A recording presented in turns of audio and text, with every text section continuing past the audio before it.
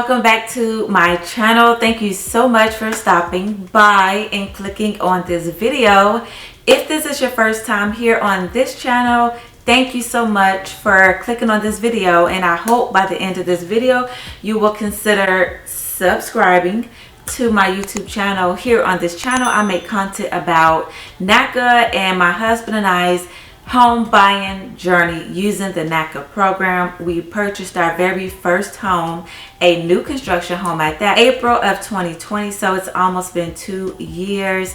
So I hope that if you enjoy my content, you will consider subscribing. And to all of my returning subscribers, my sisters, my brothers, my cousins, my friends, I appreciate y'all so much for coming back to check your girl out. Alright y'all, so in today's video, y'all, we are going to just get straight into it. Do y'all really want to buy a house or not? Now, I know because of what's going on in the world right now, people are like, I don't think it's a good time to buy a home. And it very well may not be the right time for you at this given moment. But for others, people are still in the market to purchase a home. And what a lot of people fail to realize is that in spite of everything that is going on in this world, people are still able to continue to live the lifestyle that they want. And if you are in the market to purchase a home, then by all means do it. If you have to reconsider purchasing a home at this time, then continue to work on saving your money, building your credit, or whatever it is that you have to do. And then when things start to get a little back to some type of normalcy, go ahead, buy your home. So we know that the gas prices right now are extremely high, higher than they have ever been in years. And a lot of people are reconsidering purchasing a home, not just because of the gas prices, but because of several factors that play a part into buying a home. So I wanted to give you 4 things to consider when you are a first-time home buyer, or if this is not your first rodeo and you are just considering purchasing another home. I want to give you 4 things to consider as you go through the journey of purchasing a home in the state of what we're in right now. So the first thing to consider when you are looking to purchase a home is the interest rates. Right now, the interest rates are higher than they have ever been right now. And if you are considering using the NACA program, then that is one of your best options right now, because if you don't know, by using the NACA program, you are able to buy your interest rate down to almost little to nothing. And so if you use the NACA program, you will be able to benefit so much from this program by buying your interest rate down if you have the necessary funds to do so. So for the interest rate on NACA's website for low to moderate income for a 30-year fixed mortgage is 3.25%. And for a 15-year mortgage, the interest rate is 2.625%.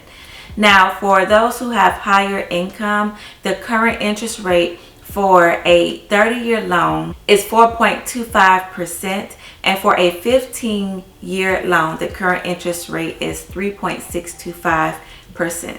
So as I said, the first thing to consider is the interest rate. So the first thing you want to consider is the interest rates. Using the NACA program will allow you to buy your interest rate down as little as 1% or less. It won't be 0, but it would definitely be close to it if you have the money. So that will save you so much money on what you pay per month in your mortgage. So you want to definitely take the interest rates into consideration when you are looking to purchase your very first home or your second or third home. So the second thing that you want to consider is the pricing of these homes. Y'all, these homes are extremely high.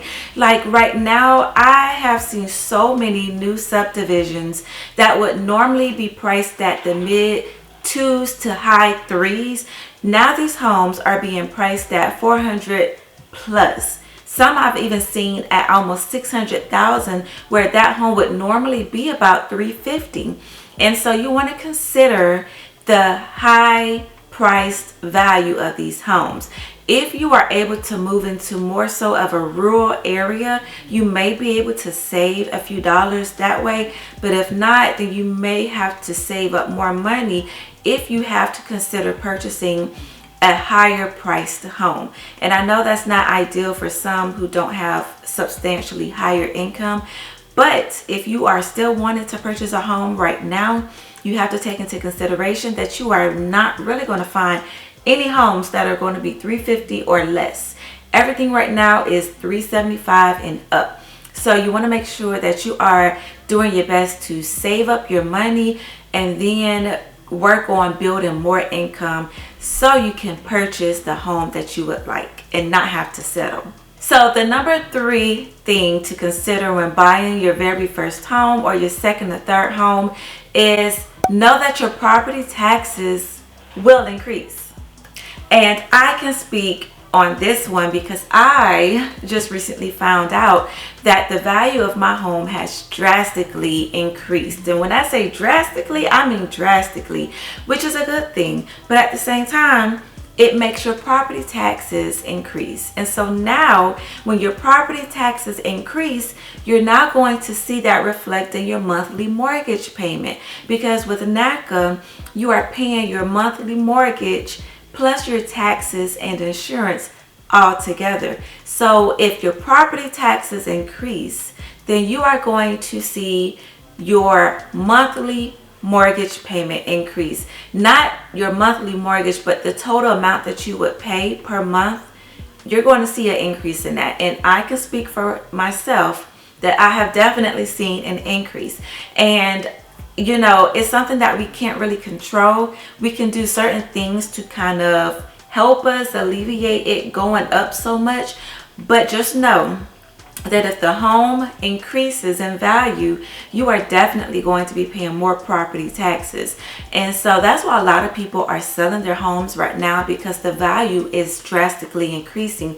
So people are able to make a bigger profit. So people are able to sell their homes for maybe 2 to 3 times what it's actually worth, or what they initially paid for it when they first bought the home. So at the end of the day, it's a good thing that the value of your home has increased. But the bad thing, or the downside of your home increasing, is your property taxes have now increased. So you want to make sure that you know that, because when my husband and I were going through the NACA program, I don't recall that being explained to me. But if it was, I just totally overlooked it, and it's all good. But at the same time, you want to know that information ahead of time, especially if this is your first time ever purchasing a home. Now, the 4th thing, now this is going to really help you out. Speaking on the 3rd thing about your property taxes, this number 4th thing is going to definitely help out. So you want to apply for the homestead exemption. Applying for the homestead exemption will definitely help you out when it comes to property taxes. Applying for the homestead exemption will give you a tax break on what you currently pay for your property taxes. So a homestead exemption reduces the amount that an individual would be paying on their property taxes. So it basically gives you a tax break on what you would pay. So you want to make sure that if you purchase your home prior to April 1st, you want to make sure that you apply for the homestead exemption. You can do this by applying with the county or the city where you currently reside. Now, if you purchased your home March 30th, you are still eligible to apply for the homestead exemption because you are applying prior to April the 1st. And so it could take up to 12 weeks for you to receive a determination in the mail on whether you were approved or not. Just know that if you are applying for the homestead exemption, your home has to be your primary residence, and you cannot be renting it out to someone else. You have to currently reside at that current address and live at that current home. So you want to make sure that prior to April 1st, you apply for the homestead exemption, because if you do this, you will drastically see a decrease in your property taxes, which then means you'll see a decrease on your total monthly payment that you're paying in your mortgage. Now, we know that your mortgage is separate from property taxes and insurance, but when you're paying it all together, you will still see your monthly mortgage payment increase or decrease depending on if you get that homestead exemption. So when I moved in my home, when we bought our home April 13th of 2020. We weren't eligible to apply for the homestead exemption because, of course, it was after April 1st when we purchased our home. So in 2021, I totally forgot about it and I just allowed it to slip my mind, and when I realized it, it was too late.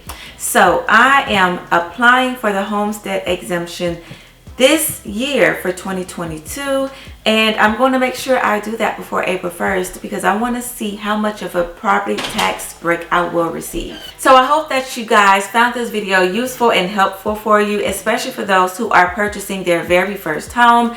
I did not know about the homestead exemption. One of my current co-workers told me about this when we first bought our home, and I can't remember. I believe that the closing attorney had also mentioned that to us the day of closing, but like I said, I was already after the deadline, so I didn't worry about it for 2020, and then 2021 it slipped my mind. But for those who have not yet applied for the homestead exemption, make sure that you go online and apply with your local county. And then also there are several other exemptions that you might be eligible for. They have exemptions for seniors, they have exemptions for veterans. So you may be able to combine multiple exemptions to save more money on your property taxes. So if you enjoyed this video, make sure to give me a big thumbs up. It really helps my channel out, and also make sure to hit that subscribe button, and I will see you guys in my next video. Bye.